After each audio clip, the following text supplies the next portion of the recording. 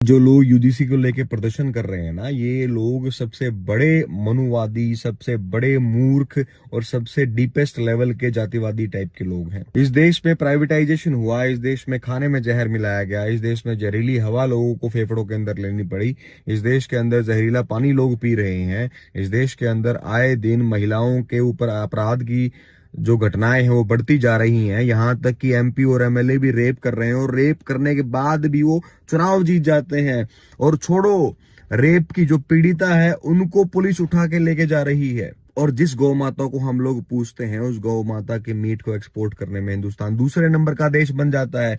ऐसी ऐसी घटनाएं हुई तब कहां थे भाई तुम लोग हैं? अभी यूजीसी के ऊपर जब जातिगत मुद्दों पे बात आती है तभी तुम्हारे अंदर का इंसान क्यों जाग रहा है? इस देश की हालत खस्ता कर दी सरकार ने, तब कहां थे तुम? अब तुम बड़े बीजेपी के झंडे उतार उतार के फेंक रहे हो, अपनी गाड़ियों से बीजेपी के स्टिकर उतार रहे हो। तब कहां था तुम्हारा ये जोश और तुम्हारा आक्रोश? तब क्यों दिखाई नहीं दिए तुम लोग सड़कों पर? और मैंने एक पोस्ट देखी थी, उसमें करणी सेना का बता के कोई इंसान अपने आप को यूं भी बोल रहा था कि करणी सेना अब से बीजेपी के कार्यकर्ताओं की हालत देखो क्या करेगी। क्यों? अभी भी हिम्मत नहीं है तुम्हारी बीजेपी के आकाओं के खिलाफ बोलने की? अभी भी कार्यकर्ताओं तक ही रहोगे तुम, उससे आगे मत बढ़ना। और ये प्रोटेस्ट देख लो, ये तो है ना हद हो गई।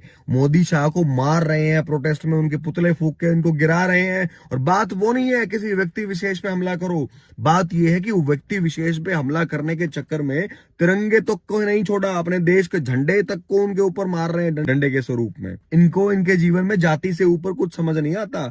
चाहे इस देश का सत्यानाश हो जाए, लेकिन इनकी जाति जो है ना, उस पे कोई छोटी सी बात कर देगा तो सोशल मीडिया पे बेली जी, पेली जी, तेली जी, पता नहीं क्या क्या लिखने लग जाएंगे लोगों के ऊपर। ये वही लोग हैं जो मुगलों ने इनके ऊपर चवन्नी अठन्नी फेंकी होगी ना, तो अपने देश का पाला छोड़कर मुगलों के पाले में जाके खड़े हो गए होंगे। आज इनको देश में बड़ी जातिगत चीज नजर आ रही है। पिछले 11 साल से इस देश का सत्यानाश कर दिया रूलिंग गवर्नमेंट ने, तब आपको समस्या नजर नहीं आई है ना, तब आपको दिक्कत नहीं हुई, तब आपको पीड़ा नहीं हुई, क्योंकि आपकी जाति का मामला नहीं था ना। भारत की किस्मत में इन जैसे कलंक ही शामिल है जो हमेशा सिर्फ जाति के मुद्दे पे ही जागेंगे, उसके अलावा इनको फर्क नहीं पड़ता। इस देश को पकड़ के कोई कोटा कर ले चाहे। ये ब्राह्मण है, शराब दे रहा हूँ कि ये 70 साल बाद आएंगे, आए हैं, अब 200 साल नहीं आएंगे आज के बाद।